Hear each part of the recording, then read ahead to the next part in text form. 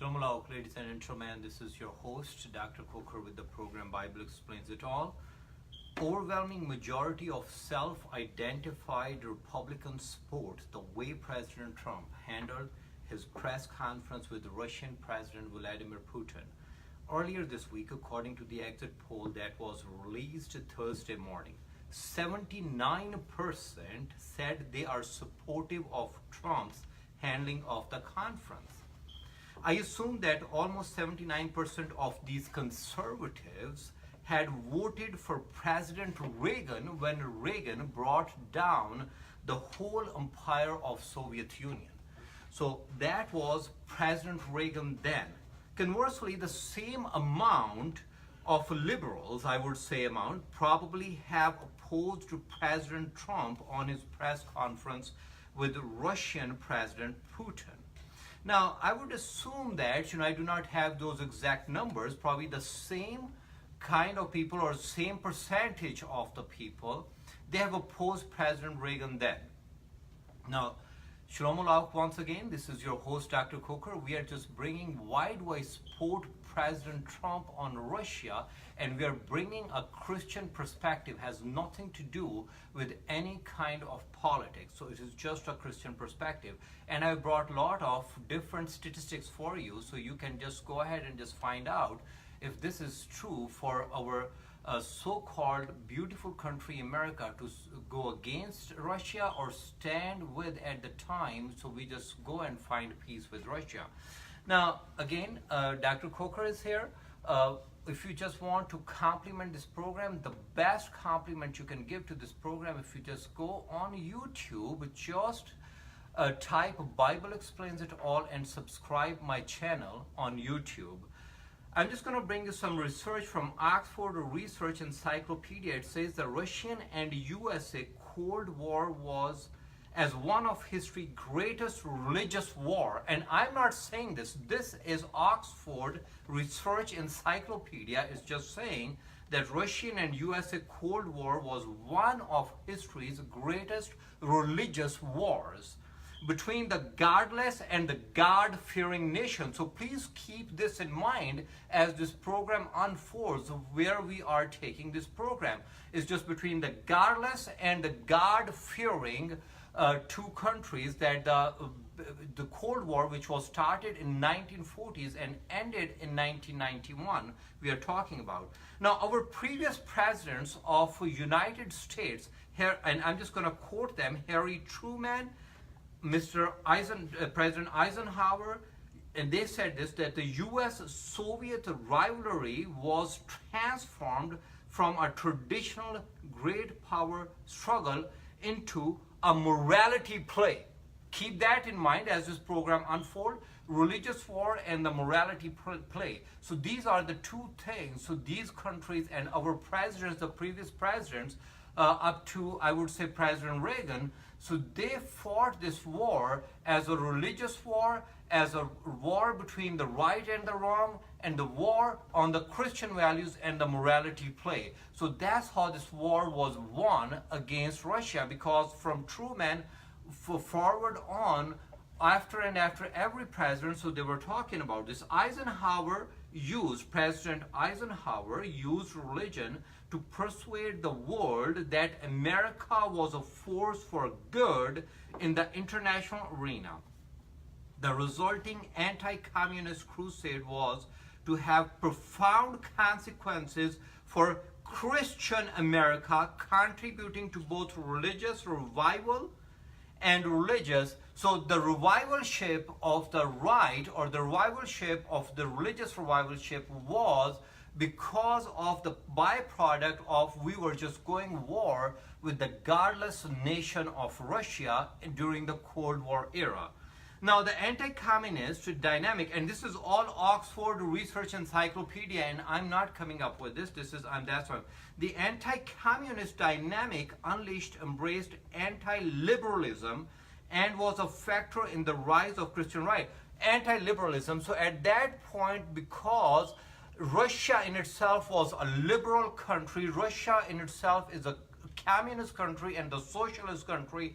So we as a Christian conservatives marching on Christian soldiers. So that was the theme behind it. And I tell you, Reagan brands Soviet Union as an evil empire. March 8, 1983, President Reagan, speaking on this day in 1983 at the convention of the National Association of Evangelicals in Orlando, Florida, when this March on Christian Soldiers was playing behind, he said, branded Soviet Union as an evil empire because Soviet Union was a communist and a socialist country. So that was the ground on that. And until now, what do you think has helped us to win the war? So all these facts I have just played in front of you, and I just cited in front of you. What do you think? How did we win this war against Russia? What do you think?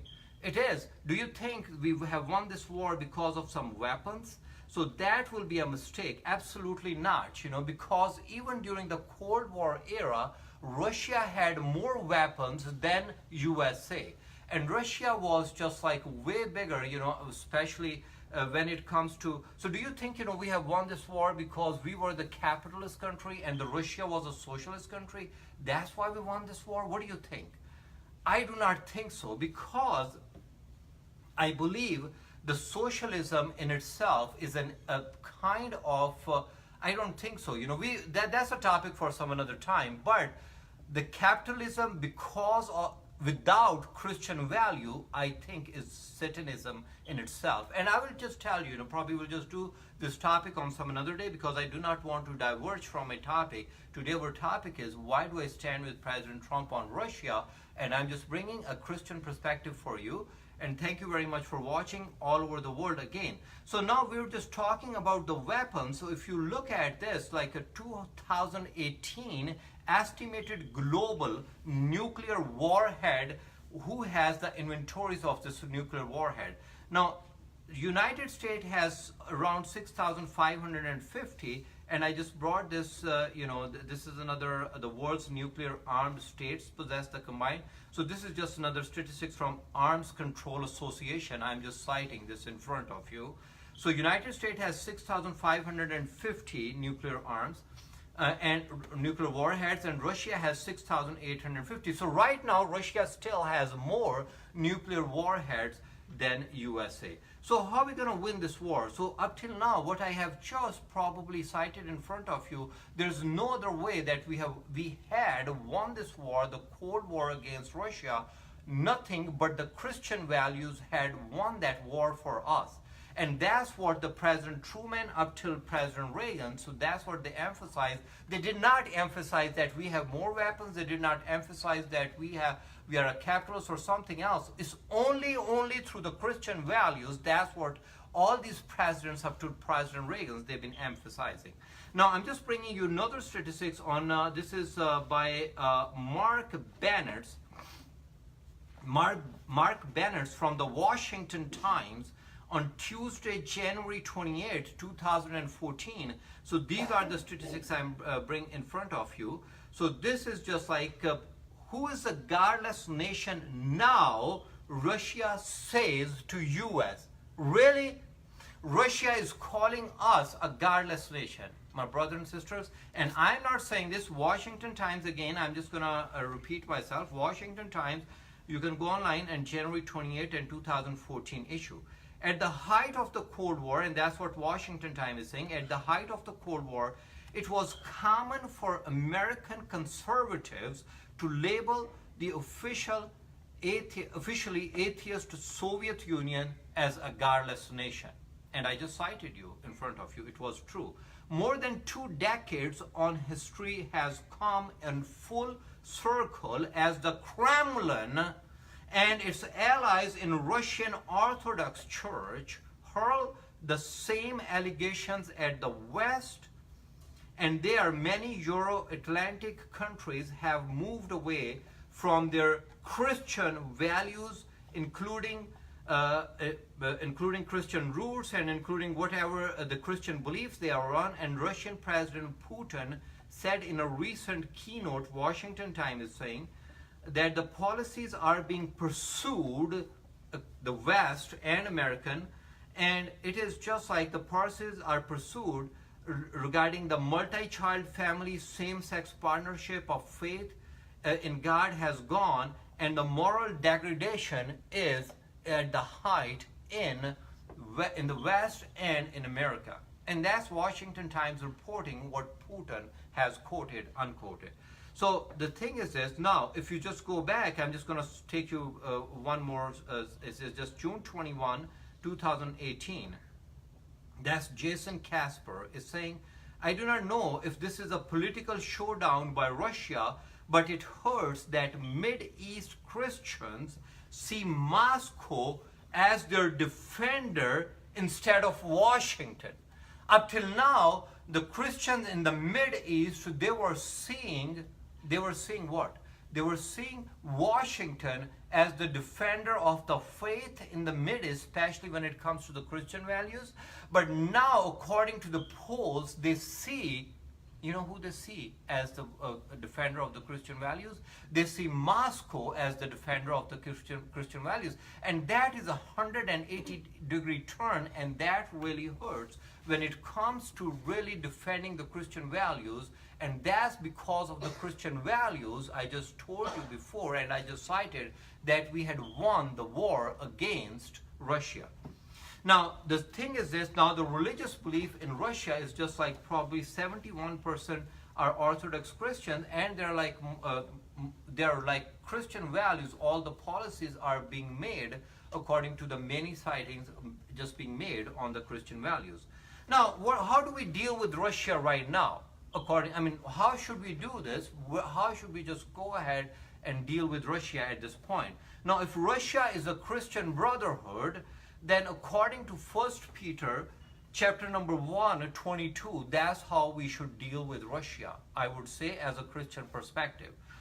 Since 1 Peter chapter number 1, verse 22 says this, that since you have in obedience to the truth purified your souls for a sincere love of the brethren, fervently love one another from the heart. So I would just say, if Russia is rising as a Christian Russia, and that's exactly a lot of those, and I just told you, they're like probably 79% of the evangelical Christians in America, so they are supporting how President Trump is handling the Russia issue, and that's exactly, we should just go, if the Russia, I'm just bringing all these, sightings in front of you, according to my research, I do not know, I'm not on the ground, I'm just bringing all this, what I have found for you this morning. According to that, we should love one another as a Christian brethren and just work with Russians, to do something better, just like the way President Trump, he is asking, and the way President Trump is proposing. Now, again, I'm just going to cite 1 Peter chapter 2, verse 17. The Christian brotherhood is saying, honor all people, love the Christian brotherhood, fear God, and honor the king. So under these circumstances, we should not, I do not believe in any way, fashion, or form, we should go against any Christian brother, and especially when they are just becoming, because when there are more and more people, they see them, they're just defending the Christian values. Now, other thing is this, what if Russia is our enemy? How should we deal with this according to the Bible, a Christian perspective? According to that, Deuteronomy, if you just want to this morning, Sunday morning, if you just want to open Deuteronomy chapter number 20, verse 1, and I tell you exactly how should we deal with Russia if Russia is an enemy according to the Christian perspective.